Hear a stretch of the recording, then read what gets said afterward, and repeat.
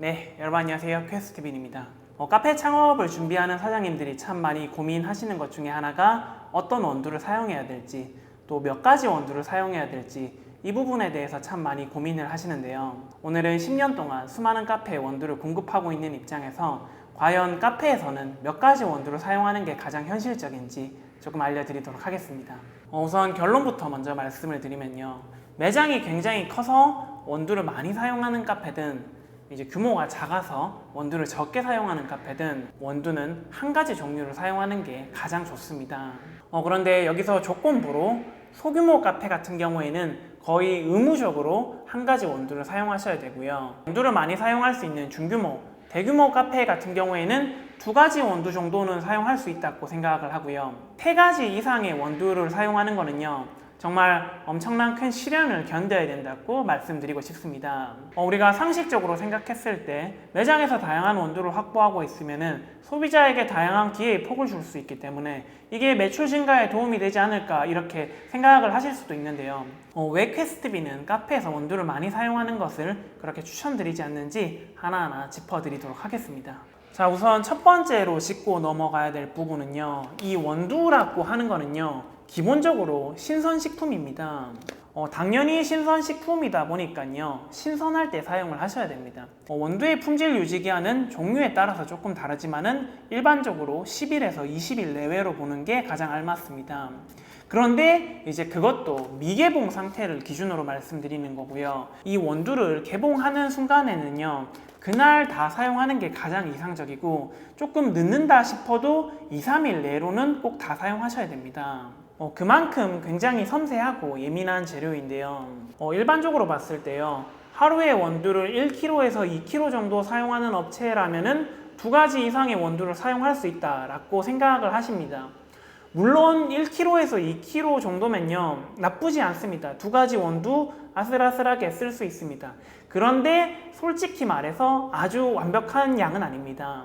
우리 카페 사장님들이 기대하는 거는요, 하루에 원두를 2kg 사용한다 그러면요, 중약 배정 커피 1kg, 중강 배정 커피 1kg, 그러니까 이제 저희 퀘스트빈 원두를 기준으로 했을 때 바이올렛과 디퍼를 사용한다 그러면요, 사장님들이 기대하는 거는 바이올렛 1kg, 디퍼 블렌드 1kg, 이렇게 각각 1kg씩 이제 사이좋게 균등하게 나갈 거라고 생각을 하실 텐데요. 그런데 이제 제 경험상 현실은요, 디퍼 블렌드가 1.8kg, 바이올렛 블렌드가 한 200g 정도 나가는 게 거의 일반적인 수준입니다. 저는 보통 중강 배정 커피와 중약 배정 커피의 판매 비율은 한 9대1 정도로 봅니다. 조금 많이 나간다고 해도 한 8대2 정도 수준? 지금까지 정말 많은 거래처들을 만났는데요, 최대 비율을 유지하셨던 분이 한 7대3 정도 수준이니까, 자, 이게 진짜 현실입니다. 우리나라 사람들이 약배정 커피를 많이 찾지 않는 이유에 대해서는 예전에 한번 설명을 드린 적이 있는데요. 아무튼 우리나라 사람들은 기본적으로 고소하고 그리고 바디감이 좋고 약간 초콜릿티 느낌이 나는 커피를 기본적으로 조금 선호하십니다. 제가 봤을 때 여러 가지 현실적인 이유로 인해 가지고 이러한 문화는 앞으로 몇 년 이상 계속 지속될 겁니다. 자, 그러면요, 이렇게 바이올렛 같이 산미가 좋은 커피 같은 경우에는요, 조금 사용하고 이렇게 며칠 동안 사용하다 보니까요, 당연히 쉽게 산패될 수밖에 없습니다. 단순 소비자 입장에서만 생각을 해보면요, 신선할 때 커피를 마셨던 분은 굉장히 맛있게 마셨을 텐데 후반부에 끝물에 커피를 마시는 분들은요, 커피 맛이 변했네 라고 생각하실 수밖에 없겠죠. 자, 그리고 두 번째로 조금 애매한 부분이 있는데요, 우리 이런 중강 배정 커피 같은 경우에는요, 기본적으로 추출이 좀 쉽습니다. 수율이 잘 나와요. 그러다 보니까 일반적인 저가형 그라인더를 사용해도요, 커피 맛이 꽤나 맛있게 잘 나옵니다. 그런데 약배전이나 중약배전 커피 같은 경우에는요, 추출하는 게 그렇게 쉽지가 않습니다. 웬만한 그라인더를 사용해서는요, 좋은 커피 맛을 기대하기가 조금 어렵습니다. 하이엔드급 고성능 그라인더가 필요한데요. 그런데 이제 제가 앞서 말씀드렸다시피 이제 현실은 9대1, 8대2 수준입니다. 메인으로 많이 나가는 커피는 저가형 그라인더를 사용하고 서브용으로 잘 안 나가는 커피는 고가형 그라인더를 사용했다 라고 하면요, 이게 기분이 조금 애매해집니다. 당연히 사장님이라면요, 메인으로 많이 나가는 원두에 고성능 그라인더를 넣어가지고 빨리 분쇄해서 더 좋은 커피 맛을 주고 싶겠죠. 그러다 보니까요, 자연스럽게 원래는 약배전 커피를 위해 가지고 고성능 그라인더를 샀는데, 이제 고성능 그라인더는 메인 온도 때문에 이제 자리가 뒤바뀌는 일이 종종 발생하기도 합니다. 물론 두 개 다 고성능 그라인더를 사용하면 크게 문제가 없는데, 우리 이제 예산은 항상 한정적이기 때문이죠. 자, 그리고 세 번째로 문제가 되는 거는요, 버예열과 리텐션 원두입니다. 우리가 원두를 처음 분쇄해서 커피를 마셔보잖아요. 그러면요, 크레마도 약간 좀 흐리멍텅하고 맛도 좀 선명하지가 않습니다. 그런데 이제 한 번 갈고, 두 번 갈고, 세 번 갈다 보면요, 커피 맛이 점점 좋아지는 순간들이 있습니다. 버가 이제 조금 예열이 됐기 때문에 이제 맛이 좋아진 거죠. 이렇듯 그라인더는요, 기본적으로 일정한 패턴으로 계속 분쇄를 해주는 게 가장 좋은데요. 그런데 이제 이거보다 조금 더 문제가 되는 거는 이제 리텐션 온도인데요. 우리 그라인더 칼날과 토출구 사이에는요, 챔버라고 하는 공간이 있는데, 이제 여기에 분쇄된 온도가 조금씩 정체되어 있습니다. 그래서 정체되어 있다고 해가지고 리텐션 온도라고 하는데요. 이 분쇄된 온도는요, 기본적으로 굉장히 빠르게 산패합니다. 그러다 보니까 더더욱이나 이 온도가 너무나도 산패되기 전에 계속 일정하게 갈아내는 게 중요한데요. 만약에 우리가 정말 최상의 컨디션으로 커피를 판매하고 싶다 그럴 경우에는요, 아무래도 온도가 많이 나가지 않는 서브 온도 같은 경우에는 이 로스가 많이 발생할 수밖에 없습니다. 자, 네 번째는 그라인더와 에스프레소 머신 세팅 문제입니다. 지금 또 참 많은 카페와 온도 납품 상담을 진행하는데요. 그런데 정말 현실적으로 봤을 때요, 우리 이 커피를 정말 잘 하시는 사장님들을 만나는 일은요, 생각보다 굉장히 좀 드문 일입니다. 에스프레소를 한 잔도 안 내려보고 창업을 하시는 사장님들도 굉장히 많이 만납니다.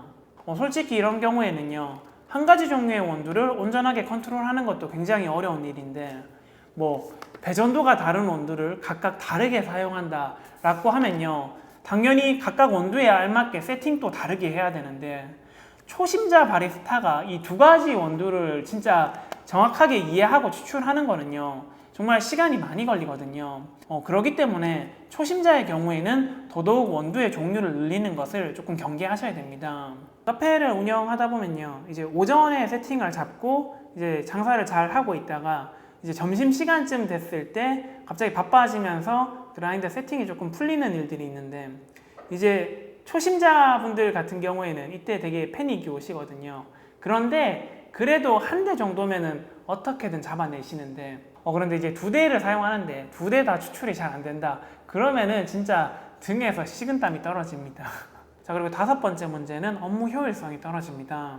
예를 들어서 약배전이나 강배전이나 디카페인 커피 같은 경우에는요, 커피가 가장 맛있는 순간, 피크타임, 즉 디게싱을 하는 기간이 다릅니다.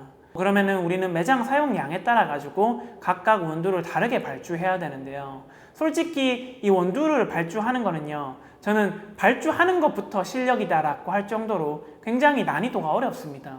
제가 나중에 원두를 발주하는 방법에 대해서도 조금 설명을 드릴 건데요, 그만큼 쉽지 않은 게 원두를 발주하는 겁니다. 예를 들어서 디게싱을 오래 해야 되는 커피인데 디게싱을 못하고 커피를 판매한다든지, 또는 원두를 너무 많이 발주해가지고 산패가 되는 경우들도 있을 겁니다. 한 가지 원두를 사용한다고 하면은 어느 정도 패턴이라고 하는 게 있는데, 두 가지, 세 가지 원두를 사용하면요, 이 패턴의 흐름을 잡는데 굉장히 오랜 시간이 걸리게 됩니다. 그리고 이제 바리스타 입장에서 생각을 해보면요, 이제 두 가지, 세 가지 원두를 세팅하는 것 자체도 힘든데, 이제 바쁜 시간에 커피를 정말 정신없이 내리다 보면요, 이제 본인이 무슨 커피를 내리고 있는지 인지를 못하게 됩니다. 그리고 손님한테 커피를 제공할 때도 무슨 커피는 뭐다, 무슨 커피는 뭐다 이렇게 다 표시를 해서 제공을 해야 되는데, 아무튼 인력이나 시간이 많이 들어갈 수밖에 없습니다. 그리고 손님이 주문을 받을 때도 굉장히 조금 곤란한 상황들이 생길 수가 있는데요, 이제 갑자기 단체로 주문이 들어와가지고 그냥 아메리카노 10잔이요 이렇게 주문을 한 다음에 딱 앉으려고 했는데, 커피 종류 고를 수 있는데 어떤 걸로 드릴까요? 라고 하면은 이제 너는 뭐 먹을 거야? 나 뭐 먹지? 오늘 뭐 먹지? 이렇게 고민하고 있는데, 이제 또 뒤에서 단체 손님 또 들어오고, 포스는 바쁜데 바는 가동이 안 되는 이제 애매한 일들이 발생합니다. 자, 이거는 제 단순한 경험과 개인적인 생각인데요, 저는 카페가 원두를 많이 사용하는 것은요, 서비스를 제공하는 것이라고 생각을 합니다. 서비스가 좋으면 매출에 도움이 될 수가 있습니다. 그런데 객관적으로 생각했을 때 서비스가 좋다고 해서 매출이 폭발적으로 늘어나냐라고 하면 사실은 그렇지는 않잖아요. 그리고 서비스는요, 말 그대로 돈을 받지 않고 고객에게 제공하는 서비스입니다. 그러다 보니까 어쩔 수 없이 손실이 발생할 수밖에 없습니다. 우리가 약배전 커피를 하나 늘린다고 해도 이제 커피도 공부해야 되고 그라인더도 사야 되고 바리스타도 훈련시켜야 되고 여러 가지 문제점들이 발생하잖아요. 그런데 솔직히 이렇게 많이 투자해서 원두만 많이 나간다고 하면은 문제가 전혀 없는데, 우리나라에서는 이제 고소한 커피만 찾는 분들이 너무 많다 보니까 이제 노력에 비해서 이제 페이백이 없으니까 이제 섭섭할 수가 있죠. 항상 조금 느끼는 건데요. 이제 디카페인 커피를 찾는 사람이 종종 있다. 이제 스페셜티 커피를 찾는 사람들이 종종 있다. 원두를 하나 더 늘리려고 하는데 어떻게 생각하냐라고 하면요. 종종 있어서는 안 된다고 말씀드리고 싶습니다. 하루에 원두를 10kg 사용하는 사람이다라고 하면요. 중강배전 커피 9kg 나갈 때 약배전 커피 1kg 다 사용하면은 전혀 문제가 없는데 그런 카페가 사실은 잘 없잖아요. 그렇기 때문에 웬만하면은 일단은 원두는 단일화 하시고요. 정 2가지, 3가지 원두를 사용하고 싶다. 그러면요. 명확하게 이러한 현실을 이해하시고요. 이거를 극복할 수 있는 방법을 마련하신 다음에 그때 원두를 추가하시는 게 저는 어떤가 싶습니다. 방법들은 여러 가지가 있겠죠. 예를 들어서 약배전 커피는 무조건 아메리카노, 그리고 강배전 커피는 무조건 라떼, 그러면은 어느 정도 소진율이 맞을 수가 있습니다. 또는 강배전 커피는 에스프레소용 그라인더로 사용하고 이제 약배전 커피는 전부 다 소분한 다음에 냉동 보관해서 이제 리테일 그라인더를 사용할 수도 있겠죠. 정말 원두를 늘리고 싶은 사장님들의 마음은 다 공감이 되는데요. 우리 매장에는 고소한 커피 하나만 있으면 되는데 이제 사장님이 산미 있는 커피를 너무 좋아한다. 그러시면요. 이제 산미 있는 커피는 가정에서 혼자 내려 드시는 게 가장 좋습니다. 자, 그럼 오늘의 영상은 여기까지 하도록 하고요. 혹시라도 원두 공급업체 고민하고 계신 분들 있으시면요. 아낌없이 연락 주시길 바라겠습니다. 제가 다 열심히 상담해드리고 있습니다. 그럼 오늘의 영상은 여기까지 하도록 하겠습니다. 쾌빠!